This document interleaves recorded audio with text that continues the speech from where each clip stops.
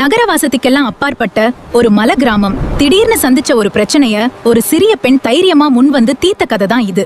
பல 100 வருஷமா அணையாத இந்த தீபம் இப்போ அணைஞ்சிருக்குன்னா கிராமத்துக்கு ஏதோ கெட்டது நடக்க போகுதுன்னு அர்த்தம். பாட்டி என்ன சொல்றீங்க? இது சரி பண்ண வழி இல்லையா? அது சாதாரண விஷயம் இல்லம்மா. காட்டுக்குள்ள நம்ம வனதேவதை யாரோட உதவியையோ எதிர்பார்க்குது. சரி, எல்லாரும் வீட்டுக்கு போங்க. இனி என்னெல்லாம் நடக்க போகுது அது அந்த அம்மனுக்கு தான் தெரியும். மித்ரா, சீக்கிரமா வா. யாரோ என்ன கூப்பிட்டாங்களே, யாரு அது? இங்க யாரையும் காணோமே.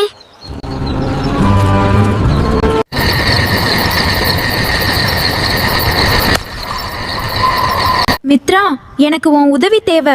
உடனே வா, வந்து என்ன கண்டுபிடி. யாரு நான் கண்டுபிடிக்கணும். தெரியலையே. ஒருவேளை அது பாட்டி சொன்ன வனதேவதையா? யாரோட உதவியையோ எதிர்பார்க்குதுன்னு பாட்டி சொன்னாங்களே, நான் தானா அது? பாட்டி, அந்த வனதேவதை என்னதான் கூப்பிடுறாங்க. நான் போறேன். சீக்கிரமா அந்த விளக்க மறுபடியும் ஒளிர வைக்கிறேன். இவ்ளோ பெரிய காட்டை நான் பார்த்ததே இல்ல. இருட்டுல பயங்கரமா இருக்கே. ஆனா நான் பயப்பட மாட்டேன்.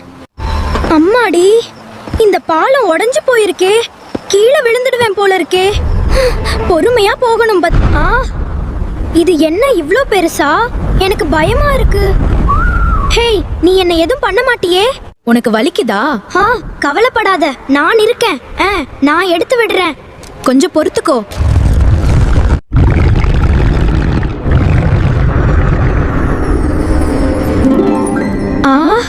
இங்க என்ன நடக்குது? நீ இப்படி அழகான மானா மாறிட்டியே. யார் நீ? மித்ரா, நான் தான் வனமோகினி. நான் இங்கே சிறைப்பட்டதும் அந்த அணையா விளக்கு அமைந்து விட்டது.